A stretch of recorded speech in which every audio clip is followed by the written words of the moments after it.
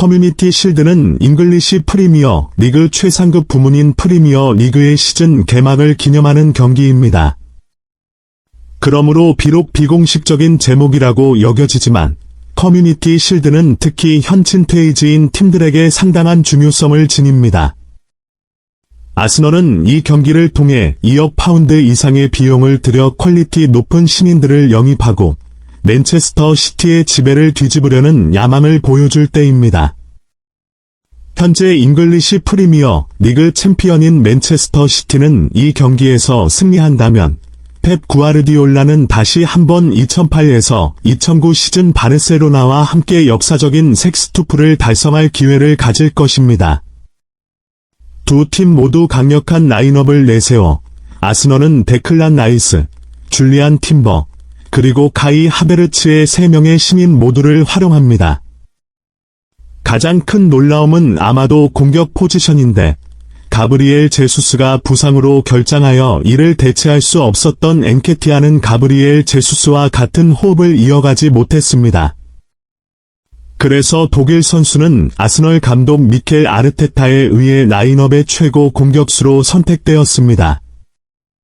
한편 맨체스터 시티는 또한 신인 마테오 코바치치를 선발 라인업에 포함시켰습니다. 크로아티아 선수는 UEFA 챔피언스 리그 결승 후 부상에서 복귀한 케빈 데 브라윈에 대신 출전하였으며 프리시즌 경기에서 아직 경기를 하지 않았습니다.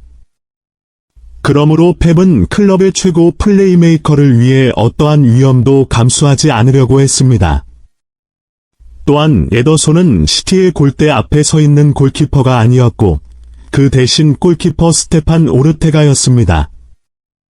그러나 에를링 홀란드와 후리안 알바레즈라는 강력한 스트라이커 듀오로 맨체스터 블루의 화력은 정말로 무시무시합니다. 맨체스터 시티는 분명 아스널보다 강력한 팀으로 여겨지며 아스널은 최근 8차례 맞대결에서 승리를 모른 상태입니다. 하지만 아스널은 일반적으로 그리고 아르테타는 특히 이 경기에서 맨체스터 시티를 격파할 자신감을 가지고 있습니다. 아르테타 감독은 총 11번의 분리를 찾았으며 선수로서와 아스널의 감독으로서 그는 11경기를 모두 승리하였습니다. 심판의 휘파람이 울리고 두 팀은 영국 슈퍼컵 챔피언을 찾기 위한 여정을 시작합니다. 전반전에서 맨체스터 시티는 더 강력하게 시작했습니다. 그들은 평소와 같이 자신들의 플레이 스타일에 따라 절대 우위를 점했습니다. 그러나 공격에서 지휘자가 결여된 탓에 가디올라의 팀은 많은 득점 기회를 창출하지 못했습니다. 아스널은 공격적인 플레이를 개시할 기회가 많지 않았지만 그들은 영국 프리미어리그의 현대결함과 비교해 명확한 득점 상황을 창출한 팀이었습니다. 전반 후반부에서 아르테타의 팀은 경기의 리듬을 찾기 시작했으며 맨체스터 시티의 골대 주변에서 위험한 상황을 창출했습니다. 카이 하베르츠는 이 반에서 가장 분명한 기회를 가졌습니다. 하지만 이전 첼시 선수는 맨체스터 시티의 골망을 찾지 못했고 우리는 동시에 오르테가 골키퍼의 훌륭한 경기력도 인정해야 합니다. 독일 골키퍼는 전반전에 아스널의 어떠한 골도 방해하지 않았습니다.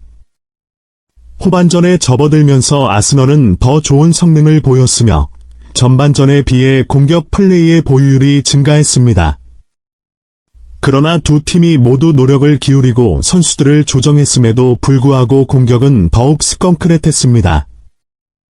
펩 구아르디올라는 개인 변경이 필요하다는 것을 알고 있었고 아스널의 위협, 케빈 데 브라위너가 스페인 전략가에 의해 투입되었습니다.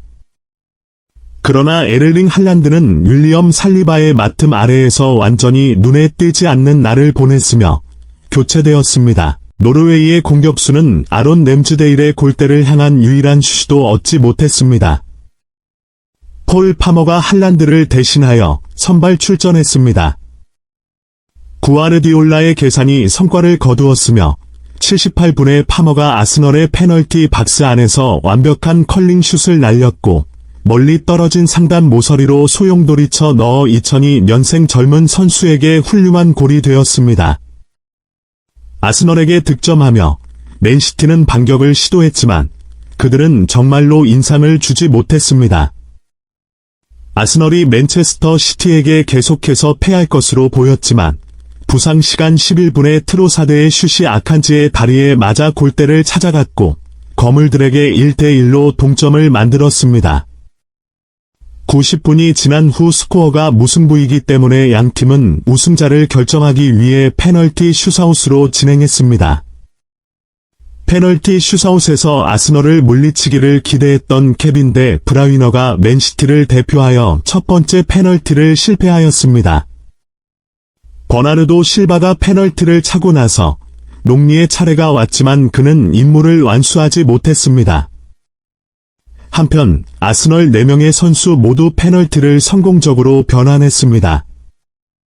아스널은 페널티 슛아웃에서 4대1로 승리하여 클럽 역사상 17번째 FA 커뮤니티 실드를 차지했습니다. 아스널은 맨체스터 시티와의 두 경기보다 훨씬 더 용기를 보였다고 말할 수 있습니다. 지난 EPL 시즌에는 합리적인 접근 방식을 보여주며 이번 여름 아스널이 선수들을 영입한 것에 특히 기여한 데클런 라이스와 토마스 파테이의 명확한 기여가 아스널의 수비 앞에 견고한 방패를 형성했습니다. 수비에서 뛰는 것뿐만 아니라 이 둘은 아스널의 볼 분배에서도 서로 보완하는 역할을 하였습니다. 이론적으로 라이스는 파테이보다 키가 큽니다. 그러나 우리는 영국 축구 선수가 종종 뒤로 물러나서 센터백들과 함께 볼 분배에 참여하는 것을 본 적이 있습니다. 전 웨스트햄 주장인 라이스의 존재로 인해 아스널은 이제 물론 강인하고 육체적으로 견고한 미드필더 라인을 갖추었으며 필요할 때에는 매우 민첩합니다. 그러나 전투 정신에 대해 이야기할 때 줄리안 팀버를 무시할 수 없습니다. 지금까지 네덜란드의 수비수는 에미레이츠 스타디움 클럽을 위한 최고 품질의 계약 선수임을 입증한 것으로 말할 수 있습니다. 팀버는 자신의 자연스러운 역할이 아닌 포지션에서 뛰더라도 그는 아스널 팬들에게 오래전부터 여기 있었던 것 같은 느낌을 줍니다. 우리가 팀버를 경기장에서 보면 전혀 낯설음이 없습니다. 그의 끈기, 육체적인 강함, 그리고 자신감 넘치는 볼 컨트롤 덕분에 건너스들은 카일 워커가 가져올 수 있는 위험을 제한했습니다. 2001년생 수비수가 두 편의 모두에서 아르테타의 1순위가 될 것이라면 놀라울 일은 아닙니다. 심지어 팀버와 이 포지션을 경쟁하는 직접적인 린첸코도 인정했습니다. 그는 내 위치에서 뛸 수 있습니다. 심지어 저보다 더 좋습니다. 팀버는 빨리 적응했습니다. 그는 시즌 이전의 프리시즌 경기에서 능력을 보여줬습니다. 새 시즌에 그가 자신의 최선을 보여줄 것을 믿습니다. 맨체스터 시티에는 이 경기에서 새로 온 머테이오 커바킥의 존재도 있었습니다. 크로아티아 선수는 첼시에서 영입되어 일커이 건도건 또는 케빈 더 브론의 대체 선수로 역할을 맡기 위해 왔습니다. 커바킥은 이 벨기에 미드필더의 역할을 수행할 수 있습니다. 그러나 아마도 맨체스터 시티의 전술적 시스템에 완전히 적응하지 못해서 어젯밤의 경기에서는 그리 많은 것을 보여주지 못했습니다. 건너스에 대한 중미드필드에서의 파워 부족을 깨닫고 펩은 상상할 수 있을 만큼에도 더 브론을 사용해야 했습니다. 비록 그는 부상에서 회복한 후에 아직 경기를 하지 않았지만요. 그러나 맨체스터 시티 팬들이 슬퍼할 것은 없습니다. 분명히 이것은 맨체스터 시티의 최강 라인업은 아니었습니다. 그들은 막 온조스코 그바디오를 소개했습니다.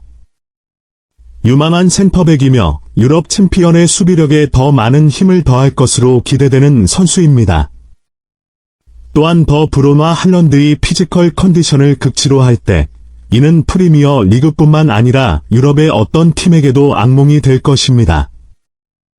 맨체스터 시티는 항상 이 타이틀에 운이 없었습니다. 그들은 레스터 시티, 리버풀, 그리고 아스널에게 연속 3회 커뮤니티 실드에서 패했습니다. 더구나 최근 몇 년간 커뮤니티 실드를 따낸 팀들은 국내 리그에서 성과를 거두지 못했습니다. 2011년 이후 시즌 초에 커뮤니티 실드를 획득한 팀 중에서 프리미어 리그를 따낸 팀은 단 한 팀뿐입니다. 그러나 저주를 떠나서 이 타이틀은 아스널에게 정말 중요합니다.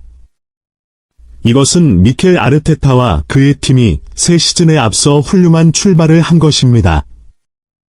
그들은 가장 뒤집고 싶었던 상대인 맨체스터 시티를 이겼습니다. 이 승리는 아스널의 자신감을 높여주며 프리미어 리그 경쟁에 더 다양한 멘탈로 도전하게 해줄 것입니다. 그들은 현역 우승자를 이겼으며 이제는 거슬러 올라 지난 시즌의 아쉬운 놓침을 되찾기 위한 여정을 시작할 때입니다. 아스널은 맨체스터 시티를 이기고 아르테타는 펩 과르디올라에 대한 희귀한 승리를 차지했습니다. 이 결과로 다가올 시즌은 양 팀이 지난 시즌보다 훨씬 치열한 우승 경쟁을 약속합니다. 아스널은 이제 진정으로 맨체스터 시티를 두려워하지 않는 것일까요? 아니면 현역 우승자는 어떤 놀라움을 숨기고 있는 것일까요? 이 모든 것은 2023-2024 프리미어 리그 시즌에서 밝혀질 것입니다. 지금 당장 아스널에게 공정한 방식으로 커뮤니티 실드를 차지한 것을 축하합니다.